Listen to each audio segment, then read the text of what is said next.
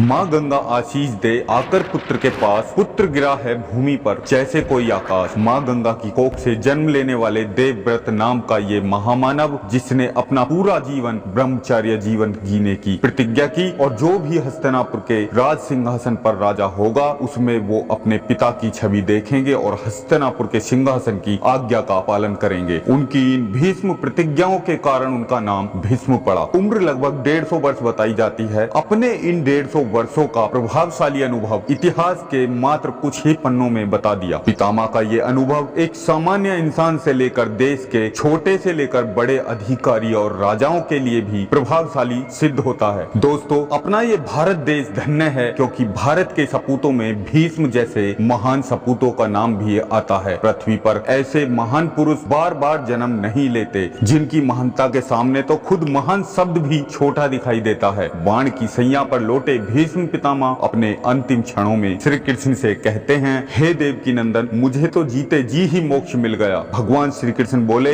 यही तो मैं चाहता था और अब मैं ये चाहता हूँ कि आप अपने पुत्र युधिष्ठिर को अंतिम शिक्षा दीजिए। गंगा पुत्र भीष्म बोले, हे ओमकार, तुम्हारे अलावा शिक्षा देने वाला मैं कौन होता हूँ। वासुदेव श्री कृष्ण बोले, नहीं पितामह नहीं, मेरे पास तो केवल ज्ञान है परंतु अनुभव नहीं। पितामह आप अपना अनुभव देकर इन्हें धन्य कीजिए। भीष्म बोले, हे राजन सुनो, आज मैं एक पराजित योद्धा हूँ और एक पराजित नागरिक भी, इसलिए मुझसे ये सीखो, एक अच्छे योद्धा को और एक अच्छे नागरिक को क्या नहीं करना चाहिए। विदुर ने मुझे बार बार कहा, वो बार बार मेरे सामने गिड़गिड़ाता रहा कि हे तातश्री, हस्तिनापुर के राज सिंहासन की तरफ मत देखिए बल्कि खुद हस्तिनापुर की तरफ देखिए, क्योंकि यदि हस्तिनापुर ही नहीं होगा तो यह राज सिंहासन ही कहाँ होगा। किंतु अपनी प्रतिज्ञा की मर्यादा में जकड़ा मैं हस्तिनापुर के राज सिंहासन पर बैठे हस्तिनापुर के राजा धृतराष्ट्र में अपने पिताश्री की छवि देखता रहा। किंतु सच्चाई ये है कि देश से बड़ा कोई नहीं होता, ना पिता ना पुत्र ना कोई प्रतिज्ञा। एक मिनट दोस्तों, मैं यहाँ पर आपको याद दिला दूं, जो भारत को तोड़ने की बात करते हैं, जो भारत के विभाजन की प्रतिज्ञा करके बैठे हैं, जो भारत को तोड़ने की प्रतिज्ञा करके बैठे हैं, कुछ आतंकी या कुछ अपने ही देश के लोग, वो लोग भी इस बात को ध्यान से सुन लें। गंगा पुत्र ने कहा, मेरी प्रतिज्ञा ही मुझे देश के हितों से दूर करती चली गई और फिर भी मैंने अपनी उस प्रतिज्ञा को छाती से लगा कर रखा और अपने देश को सर्वनाश के उस रास्ते पर जाने दिया। अपनी प्रतिज्ञा के प्रति मेरी निष्ठा मुझे देशद्रोह के मार्ग पर लेकर गई है। पुत्र, आज बाणों की सैया पर लेटा हुआ ये भीष्म एक देशद्रोही है। और ये बोलते हुए गंगा पुत्र भीष्म की आंखों में आंसू आ गए और अपने पश्चाताप की आग में जलते हुए वो महान भीष्म रोने लगे और कहने लगे, हस्तिनापुर के विभाजन का कारण मैं हूँ और द्रौपदी के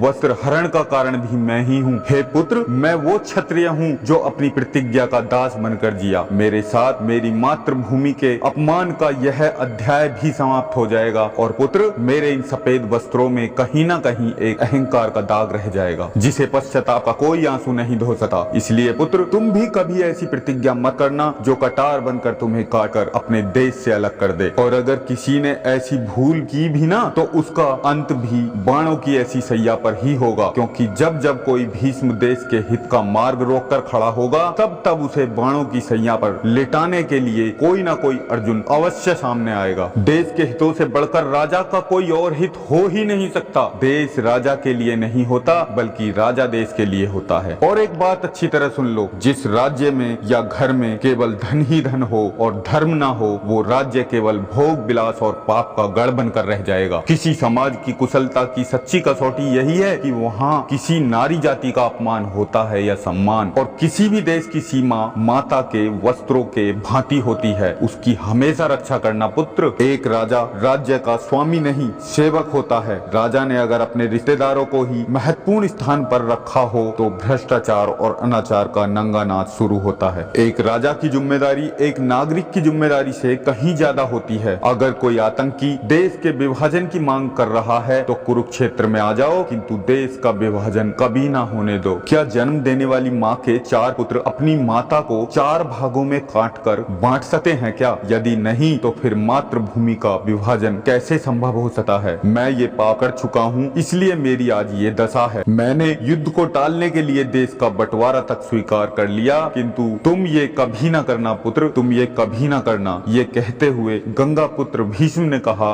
अब मैं बहुत थक चुका हूँ पुत्र, अब तुम मेरे माथे पर मेरे देश की मिट्टी का तिलक लगा दो। श्री कृष्ण ने भीष्म पितामह के माथे पर अपने देश की मिट्टी का तिलक किया। उसके बाद पितामह बोले, हे मातृभूमि, अब मुझे मेरी माता श्री गंगा के पास जाने की आज्ञा दीजिए। हे आकाश, मेरे देश को धूप, छांव और वर्षा की कभी कमी ना रहे। उसके वृक्ष हमेशा फलों से लदे रहें। मेरे देश के कमल हमेशा खिले रहें। मेरे देश के जलाशय हमेशा स्वस्थ और जीवित रहें। मेरे देश की राजनीति के सूर्य को कभी ग्रहण न लगे। भीष्म पितामह ने ओम का जाप करते हुए अपने प्राण त्याग दिए। दोस्तों, भारत में ऐसा महान पुत्र ना कभी जन्मा था और ना कभी भविष्य में दूसरा होगा। ये संसार उस निष्पाप, उस महामानव को और उनके महान कार्य और उनकी महान कीर्ति को जब तक ये संसार है हमेशा याद रखेगा। हे पुण्य आत्मा, आपकी ये देशभक्ति मेरे भारत और समस्त पृथ्वी लोक वासियों के लिए एक आदर्श बनकर रहेगी। तो दोस्तों, ये था भीष्म पितामह के 150 वर्षों का अनुभव